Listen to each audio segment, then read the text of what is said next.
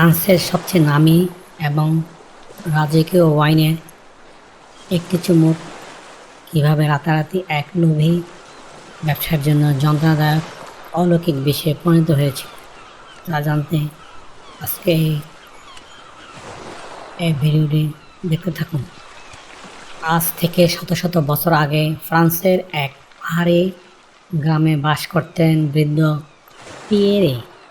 Pierre ছিলেন একজন জাদুকর উইনমেকার্স, অর্থাৎ আঙ্গুর থেকে ওয়াইন তৈরিতে তার যে সেরা আর কেউ ছিল না।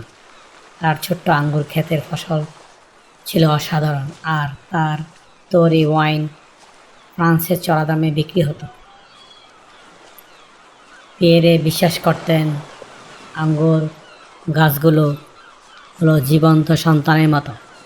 তাদের সাথে ভালোবাসার কথা বললে, পরম যত্নে আগলে রাখলে তারা সবচেয়ে মিষ্টি রস দেয়। কিন্তু পিয়েরের এই জাদুকরী সাফল্য আর সম্পত্তির উপর নজর পড়ল শহরে এক চরম লোভী এবং কুটিল ব্যবসায়ী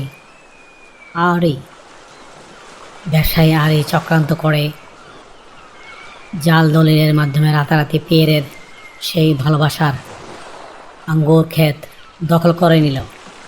বৃদ্ধ পিয়েরে আইনের কাছে হেরে গেলেন। সৈন্যরা যখন তাকে তার স্বাদের বাগান থেকে ঘাড় ধাক্কা দিয়ে বের করে দিচ্ছিল, তখন পিয়েরের কান্নায় ভেঙে পড়লেন না। তিনি মাটিতে শেষবারের মতো হাত রেখে আরের উদ্দেশ্যে বললেন, আরে এই মাটি কেবল ভালোবাসার ভাষা বোঝে, লোভের ভাষা নয়। তুমি আমার কাছ থেকে বাগান কেড়ে নিয়েছ, কিন্তু এর জাদুকরী রস তৈরি করার ক্ষমতা তোমার নেই। মনে রেখো, লোভের ছোঁয়া পেলে এই আঙ্গুর শেষ রস বিষে পরিণত হবে। অহংকারী আরই হো হো করে হেসে উঠল এবং পিয়েরের এই সতর্কতা বার্তাকে বুড়ো আঙ্গুলের উপহাস বলে উড়িয়ে দিল।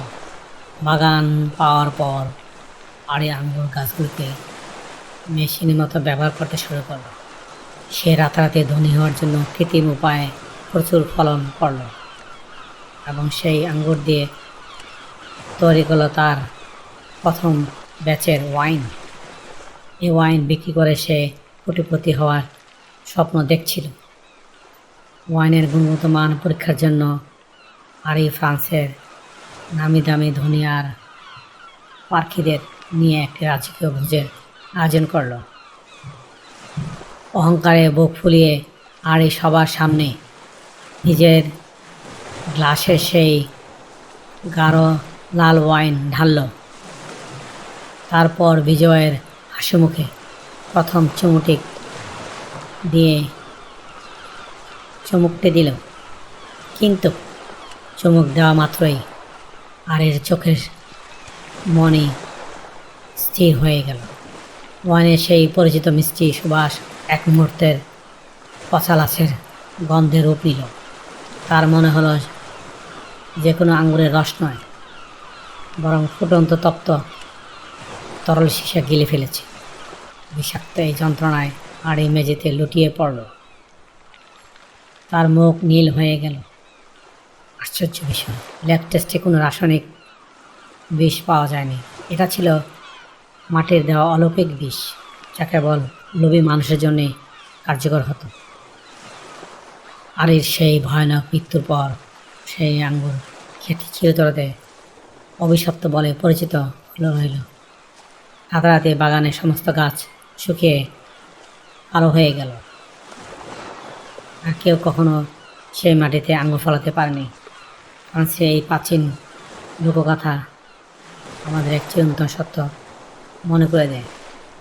প্রকৃতি আমাদের প্রয়োজন মেটাতে পারে, কিন্তু আমাদের লোভ নয়।